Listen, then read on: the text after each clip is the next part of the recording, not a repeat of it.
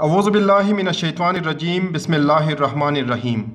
السلام علیکم ناظرین۔ ایک رات سلطان محمود غزنوی کو کافی کوششوں کے بعد جب نیند نہیں آئی تو اپنے غلاموں سے کہنے لگے، لگتا ہے کہ کسی مظلوم پر آج کوئی ظلم ہوا ہے، تم لوگ گلیوں میں پھیل جاؤ، اگر کوئی فریادی نظر آئے تو اسے میرے پاس لے آؤ۔ تھوڑی دیر بعد وہ سب واپس آ کر کہنے لگے کہ ہمیں کوئی بھی فریادی نہیں ملا، آپ آرام سے سو جائیے۔ سلطان کو پھر بھی جب نیند نہیں آئی تو کپڑے بدل کر خود محل سے باہر نکلا۔ محل کے آخر میں حرم سرا کے نزدیک آئے تو کسی کی فریاد سنائی دی۔ فریادی کہہ رہا ہے، اے اللہ، سلطان محمود غزنوی اپنے مصاحبوں کے ساتھ محل میں عیش و عشرت کی زندگی گزار رہا ہے اور محل کے عقب میں مجھ پر یہ ظلم توڑا جا رہا ہے۔ سلطان نے کہا، کیا کہہ رہے ہو؟ میں محمود ہوں اور تمہاری فریاد رسی کے لیے آیا ہوں، مجھے بتاؤ کیا ظلم ہوا ہے تمہارے ساتھ؟ تو فریادی نے کہا، آپ کے حواس میں سے ایک شخص جس کا نام میں نہیں جانتا ہر رات میرے گھر میں آتا ہے اور میری بیوی پر ظلم و تشدد کرتا ہے۔ محمود غزنوی نے کہا، اس وقت وہ کہاں ہے؟ فریادی نے کہا، شاید چلا گیا ہو۔ محمود غزنوی کہنے لگے کہ دوبارہ جب وہ آئے تو فوراً آ کر مجھے اطلاع کر دو۔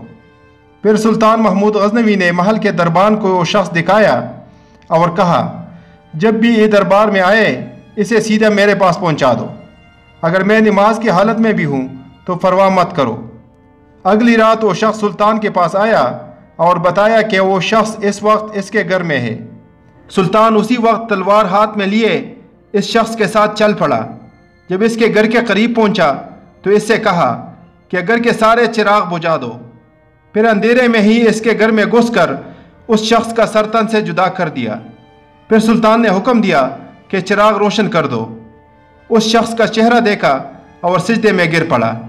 پھر گھر کے مالک سے کہا، اگر کچھ کھانے کو ہے تو لے آؤ، مجھے بہت سخت بھوک لگی ہے۔ گھر کا مالک کہنے لگے کہ آپ جیسا سلطان میرے جیسے غریب کے گھر کا کھانا کھائے گا؟ سلطان نے کہا، جو کچھ بھی ہے لے آؤ۔ وہ شخص ایک سوکھی روٹی اٹھا لایا جسے سلطان نے بڑی رغبت سے کھایا۔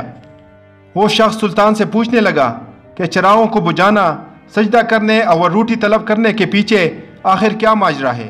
سلطان نے فرمایا، میں نے جب تمہاری داستان سنی تو سوچا کہ میری سلطنت میں ایسا ظلم کرنے کی ہمت صرف میرے کسی بیٹے کو ہو سکتی ہے۔ اندھیرا کرنے کو اس لیے کہا تھا کہ میرا شفقت میرے انصاف کے راستے میں حائل نہ ہو جائے۔ چراغ جلنے پر جب میں نے دیکھا کہ وہ میرا بیٹا نہیں ہے تو میں سجدہ شکر بجا لایا۔ کھانا اس لیے مانگا کہ جب سے مجھے تمہاری مصیبت کا علم ہوا میں نے اللہ کے سامنے قسم کھائی تھی کہ جب تک تمہیں انصاف نہیں مل جاتا میرے اوپر روٹی حرام ہے۔ اس وقت سے اب تک میں نے نہ کچھ کھایا تھا نہ پیا تھا۔ معزز ناظرین، اگر ویڈیو اچھی لگی تو لائک کریں اور اس طرح کی سبق آموز اور اصلاحی ویڈیو دیکھنے کے لیے ہمارے چینل کو ضرور سبسکرائب کریں اور ساتھ والے گھنٹی کے نشان پر بھی کلک کریں تاکہ آپ کو ہمارے آنے والی ویڈیو کی اپڈیٹ مل سکے۔ جزاک اللہ خیرہ، والسلام علیکم ورحمۃ اللہ وبرکاتہ۔